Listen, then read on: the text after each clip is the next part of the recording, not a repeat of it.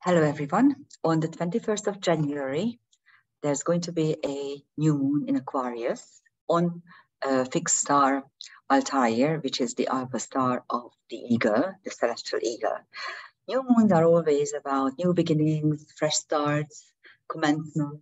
And if you take a look at Aquarius, it's the last of the air signs.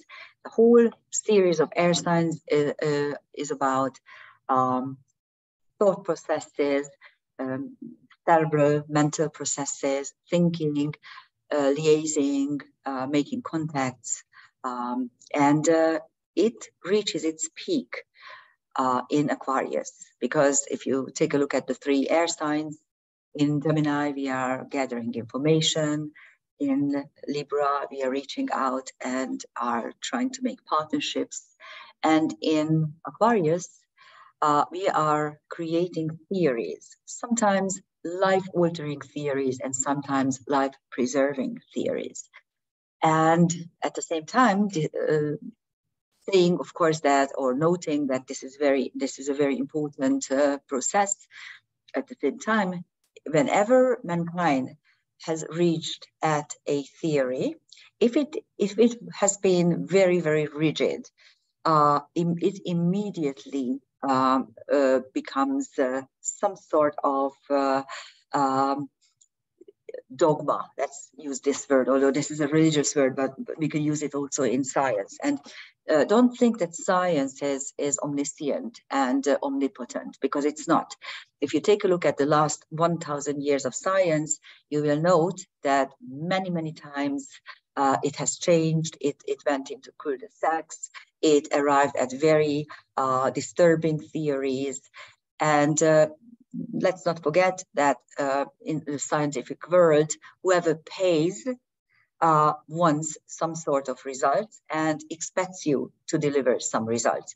And those who are complying live very well. And those who have a different opinion or have scientific integrity and dare to say that they think otherwise are completely cancelled and destroyed. So science is not what it used to be, although even 200-300 years ago you could see this trend, but today it's even more prominent. First of all, because we know about it, because the internet never forgets. Also because there's a lot more money at stake, and also because the ideology has become more rigid. And here we are at Aquarius's worst nightmare. Whenever you reach at a conclusion and you stick with it, after a while it may become completely dogmatic, and then it will break. So rigidity often causes breakage, and that's the problem of Aquarius. Having said that, this particular Aquarius new moon, which could be the offset of some new theory, new ideology. I wish there was some sort of better ideology than the ones that we are witnessing today, because really even science became very, very politicized, and nothing is ever questionable anymore because it's not allowed. And whenever questions are not allowed, you can't find the answer, the proper answers. And that is why as I'm recording this, it is the time when the leaders of the world are meeting at the World Economic Forum with some billionaires, of course, who want to shape the world. And the future they are trying to find for us is very, very bleak. And I'm just hoping that we will have the energy and the will and the smartness and the ideological background to oppose these ideas and even to fight if it's necessary. This particular Aquarius new moon is studied with fixed stars. So it's a brilliant time for magic, for star magic, for astrological star magic. So let's take a look at the London chart and the main highlights and also the main stars here. As you can see, it commences at 8:53 a.m. on the 21st of January. And as you can see, the Sun-Moon conjunction is at a very early degree of Aquarius, opposite Black Moon Lilith, which has just moved into Leo. So it's a very tight opposition. And at the same time, you can see that there are two very pronounced yods, fingers of fate, and actually one of them is a boomerang. So those are the main features. In the London chart, Lilith is in the first house, almost rising. It's about 8 degrees, maybe 7 degrees from the ascendant. And on the descendant, you have a triple conjunction, Neptune, Vesta, and Astrea. Vesta is a focusing principle. It's the high priestess as the archetype, but the focusing principle, the tunnel vision, when you focus on one single thing by excluding everything else. And Astrea is the karma breaker and destiny changer. And these two asteroids will travel together for the next couple of months. So actually, by maybe at the end of April, I think they're still quite tightly conjunct. So for the next couple of months and weeks, you may be able to focus, Vesta, on destiny-changing, life-altering potentials. And for this, Neptune is also in the picture, and Neptune is universal love and transcendence. All those practices that are occult, esoteric, and not of this world. So this is a very nice triple conjunction, and it is on the descendant. There's also the Jupiter-Juno conjunction, which I already talked to you about a couple of days ago. Now they are almost completely conjunct. And there's also a Saturn-Venus conjunction. Saturn-Venus aspects, especially bad aspects, were called by Judy Hall as inherent unlovableness. This particular conjunction is a blocking conjunction because Saturn blocks Venus. Luckily, Venus is much faster than Saturn, so in a couple of days it will it will overtake Saturn. Let's use this expression. So Saturn will be no longer blocking it, but it will kind of work as a background or as a pedestal for Venus. But at this particular moment, it means that we need to kind of withdraw, see our potentials for money-making, harmony creating abilities, which are going to be not very spectacular. They will be diminished, or they will be hindered or obstructed. And the Sun Moon conjunction, so the new moon itself, you will see a couple of reports where they say this is on Pluto. Well, in karmic astrology, we are using tighter orbs, first of all. Yes, it is a separating conjunction, you can say, but it is an out-of-time conjunction, so it's dissociate. And the degree is probably closer to 6 degrees, 5 for sure, and it's separating. So I'm not going to say that this Sun Moon is on Pluto because it's no longer there. The Sun was conjunct 3 days ago, so you can go back to that particular video to see what is happening. Anyhow, here are the main star aspects. These are all conjunctions or alignments. We are going to look at why I'm using these two phrases. So the Sun Moon is on Altair, which is Alpha Aquila. In Greek mythology, Aquila, the eagle, is taking Zeus up to Mount Olympus with Ganymede, who is a beautiful youth, and he's turning him into the cupbearer of the gods. And in Hungarian esoteric lore, this is one of the shaman stars because it is flying towards the North Pole, and Siberian and Transylvanian Taltoches shamans, whenever they needed to go up there to see what's happening, they were using the stars, certain stars, to be carried up to the North Pole, to the upper world. On the London Ascendant, and this is only London, so if you live like 100 miles away, it may not be true anymore. But on the London Ascendant, you have Asterion, which is Beta Canis Venatici. Canis Venatici, the hunting dogs, is a not very spectacular northern star formation, and it is not exactly bright. You can see that this is a beta star and it is 4.3 in magnitude. But anyhow, the hunting dogs are after something, sniffing out something, sniffing out the prey. And if you look around, you can see that there are lots of secrets being sniffed out, especially look at what is happening in the United States. A lot of secrets are being uncovered at the moment.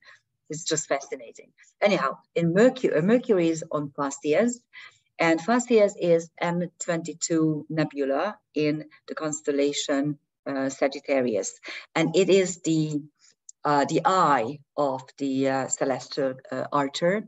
And in old times, the archer was a weapon. It was the Wunderwaffe, really, because from a considerable amount of distance, someone could be killed. So, and without being hurt. So, and clear vision, clear insight is linked to this particular nebula. On Venus, Saturn, you have Deneb Algadi, which is beta Capricorn. Sorry, again, I did this in Hungarian and whatever. So it's Capricorn. And then on Solar Sul also, which is beta Aquarius. And Solar Sul and the stars of Aquarius are usually linked to luck. Solar Sul is the luckiest of the lucky.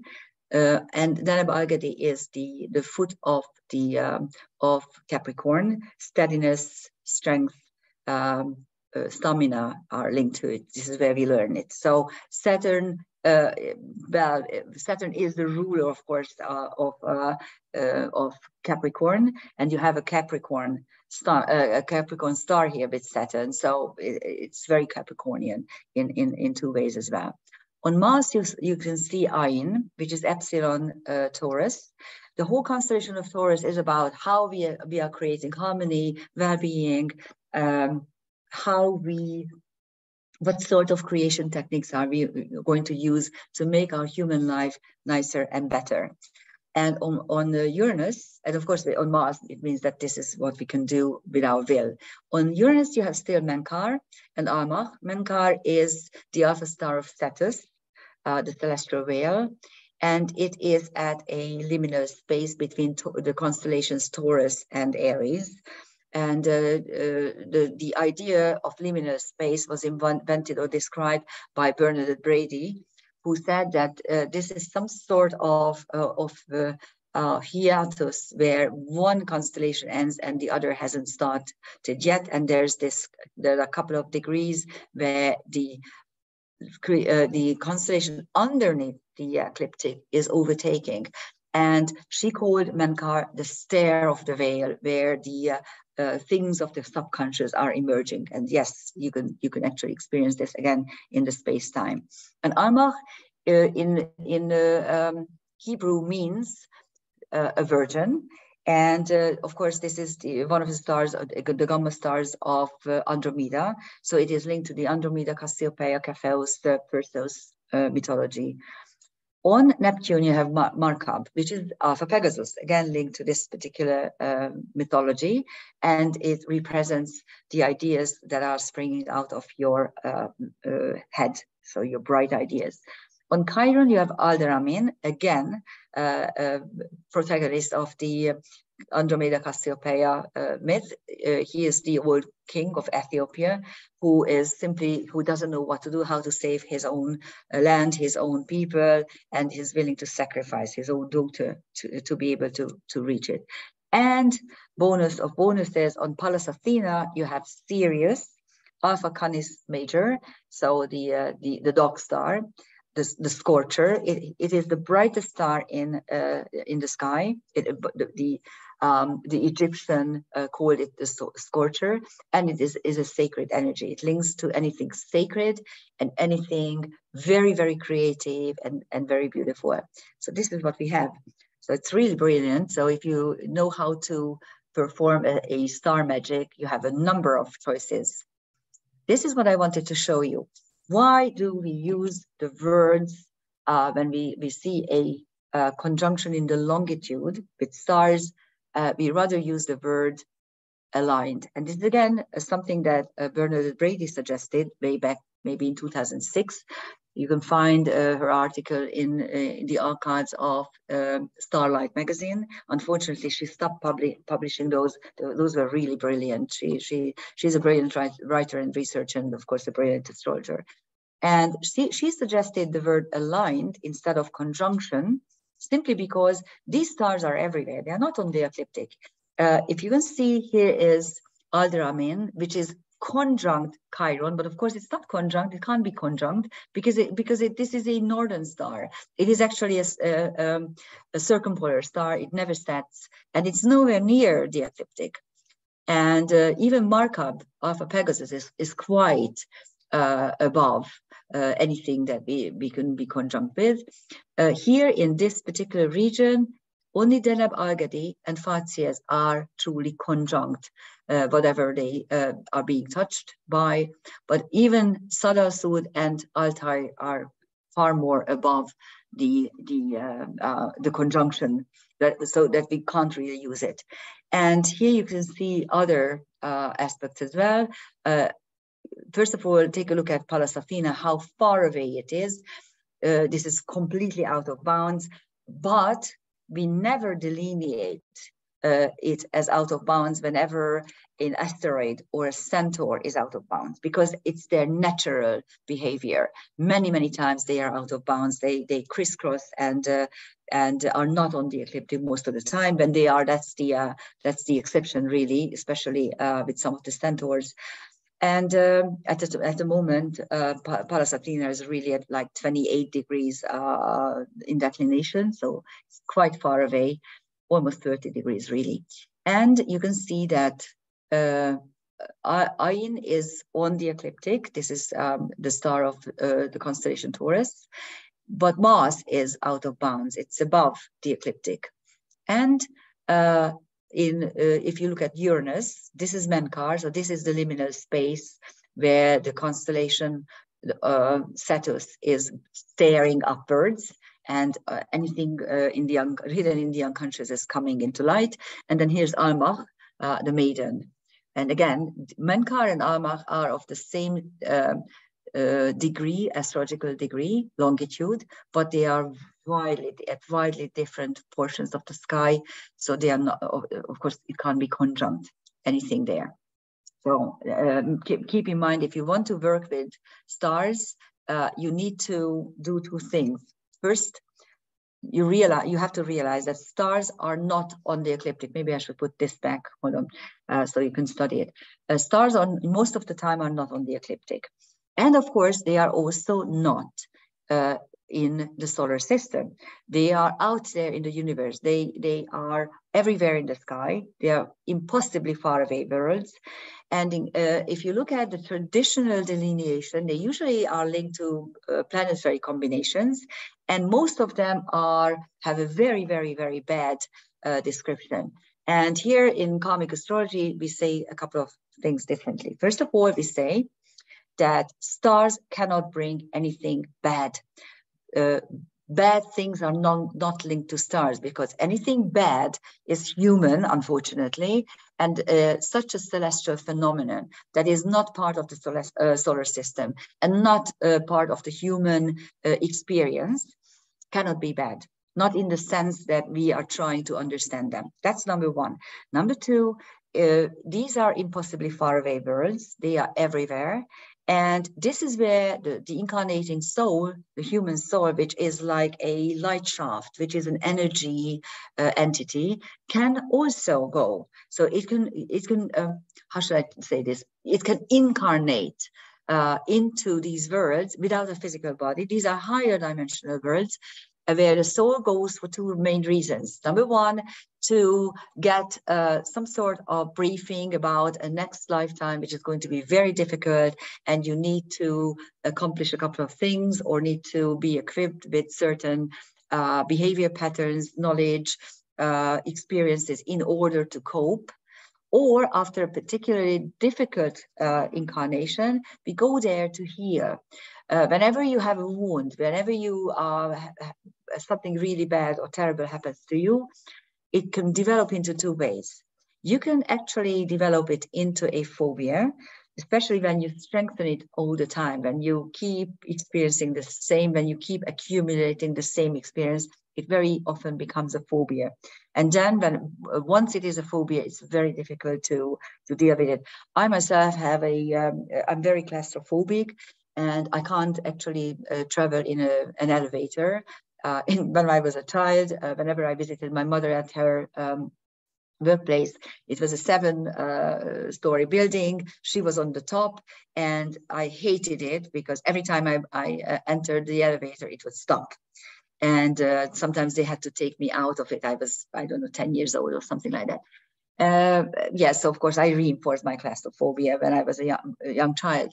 And even today, when I need to go to the underground or any tight position, I make a mental note that it's going to be tough, and I'm preparing myself, and I'm able to, of course, cope with it.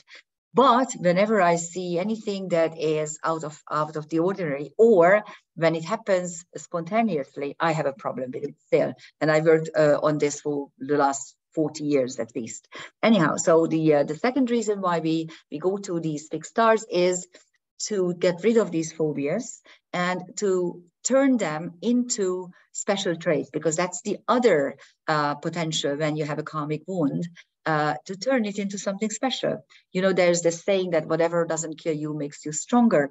And this is especially true with karmic wounds, Chironian karmic wounds. So those are the fixed stars. So they are non-physical, higher dimensional worlds, but we travel there and we actually live there as well. We can exist there, let's put it this way. And here are the declinations. I highlighted the Moon and Mars conjunctions, and let me see if I have the Sun here. You can see that the Sun is on the ecliptic, of course, because the ecliptic is the Sun's path, but the Moon is much further from it, so it's out of bounds. And here you can actually check that it is on the southern hemisphere at 2838, and Mars is on the northern hemisphere at 2429. So these two, Mars and Moon, are parallel each other. They are at the same declination level, but on the other side of the celestial equator. And here you see Pallas Athena, which is at 28 degrees 48, almost 30 degrees far above, actually below, because it's in a southern portion, far below the ecliptic. So it's very, very much out there. Okay, and what is in this chart? You do have I told you there are 2 yods, so we are going to look at the second yod as well, but this particular yod is linked to the Sun-Moon conjunction, and it is sextiling the Jupiter-Juno conjunction, at the apex of which you have trans-Pluto dimension jump. And there's also a dissolved opposition, because the Sun-Moon opposite Black Moon Lilith opposition is dissolved by the Jupiter-Juno conjunction. You can see that this configuration is not really closed. It's not closing, simply because the semi-sextile has the tightest orb, only 1 to 1.5 degrees. And here the orb is almost 2 degrees, so it's not going to close.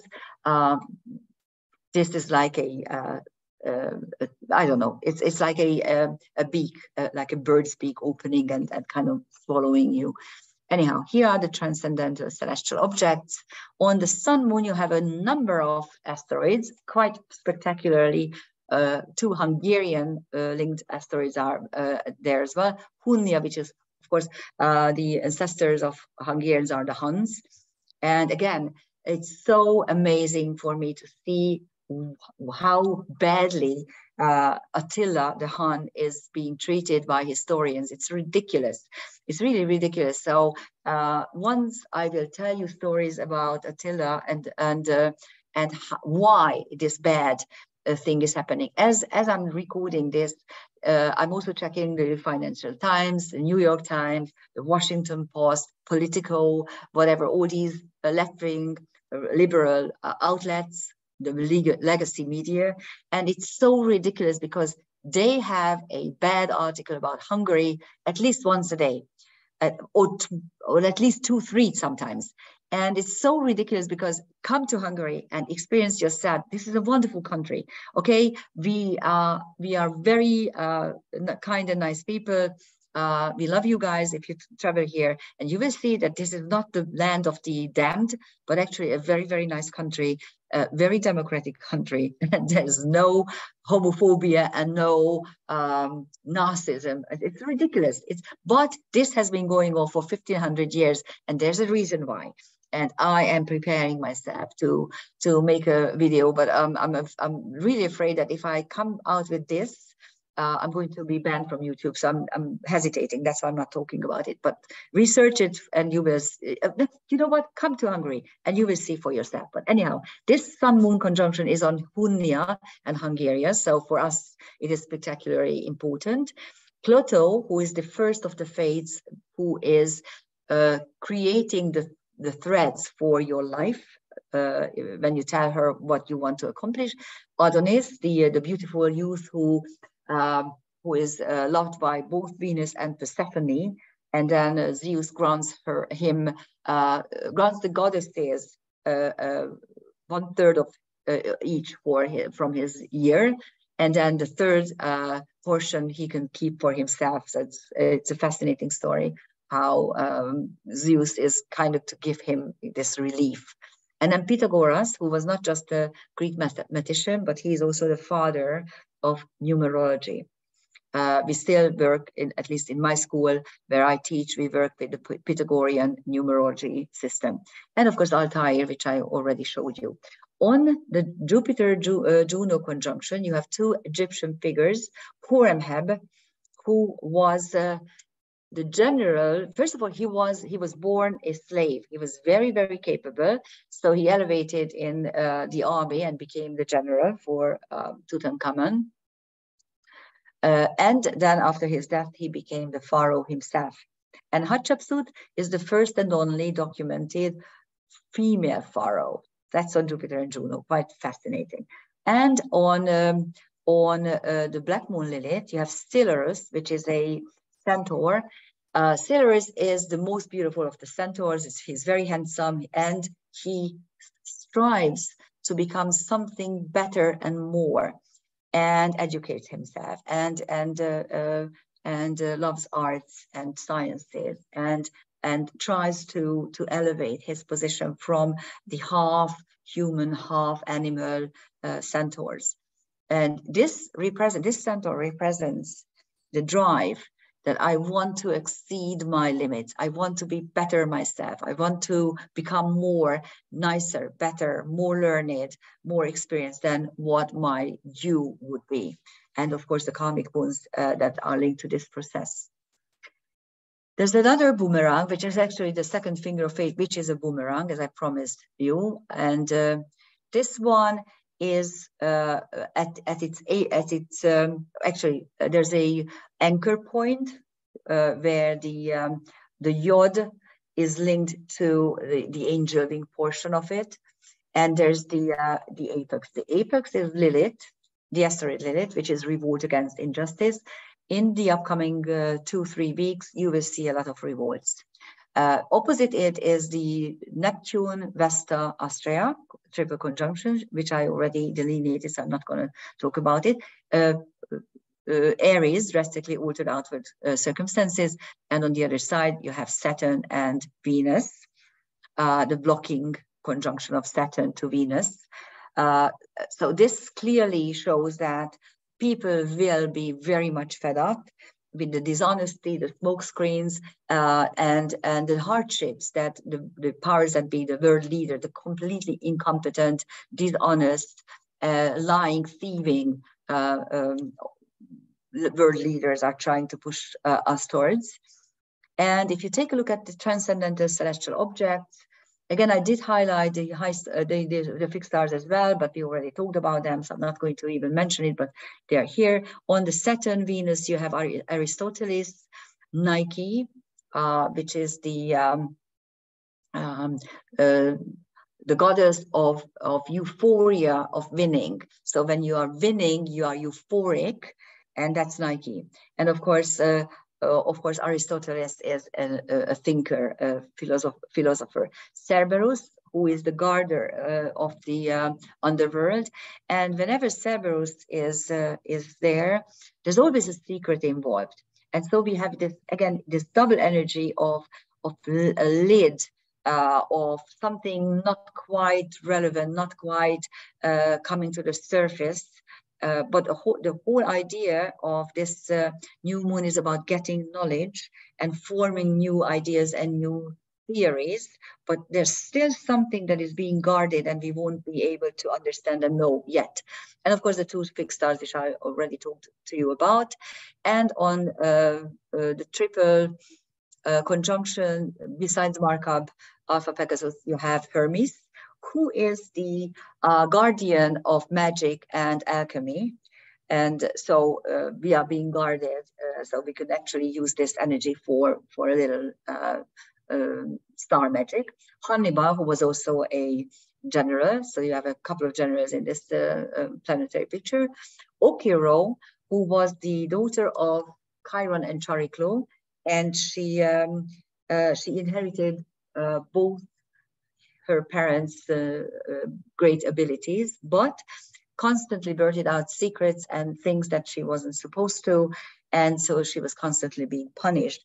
And she got so fed up that she turned herself into a horse. So what's happened, she downgraded herself in order to shield herself from punishment. And this, whenever Okiro is prominent, it usually is a karmic one linked to knowledge and expression of knowledge and the need to hide it. Otherwise, you suffer from all sorts of punishments. And then, of course, as you still have on Aries, you have Phaethon, which is an asteroid linked to catastrophe. I'm not very happy about this, the fact that Phaethon is linked to Aries, but what can we do? I mean, Phaethon's orbit is 4 years.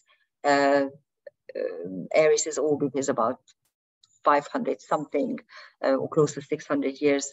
Yes, every 4 years they are meeting, and this particular moment they are meeting again. So that's it. That's the energy pattern for this particular new moon. It is really a star-studded new moon with lots of potentials, lots of chances to create a beautiful star magic if you know how to do it. If not, just enjoy the new moon. Happy new moon. Bye-bye. Thanks.